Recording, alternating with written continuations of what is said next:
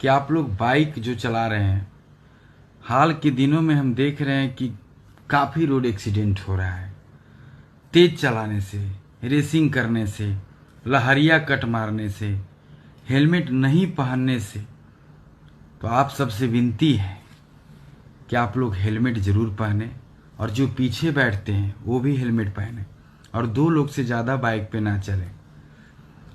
अभी हाल में हम देख रहे हैं पूरे बिहार में, खास करके नवादा में, शेखपुरा में, गया में, नालंदा में, जमुई में, हर जगह रोड एक्सीडेंट बहुत ज़्यादा हो रहा है। और उस पे मर कौन रहा है? तो नौजवान भाई हमारे। इससे मैं बहुत दुखित हूँ कि आप लोग इस बात को समझिए।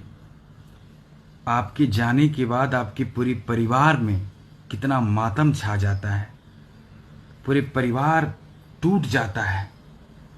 तो आप सब इस बात को क्यों नहीं समझ रहे हैं कि गाड़ी चलाना है लेकिन नियमित स्पीड में चलाना है, लिमिट स्पीड में चलाना है। अब रेसिंग चल रहा है कस के, ट्रक आया, कौन आया, इतना अच्छा अच्छा रोड बन गया है तो उसका हम लोग अच्छे तरीके से उपयोग करेंगे। ये नहीं कि उस पर बहुत तेज़ी से चलाएंगे। अभी हाल ही के दिनों में हम देख रहे हैं कि नवादा में खास करके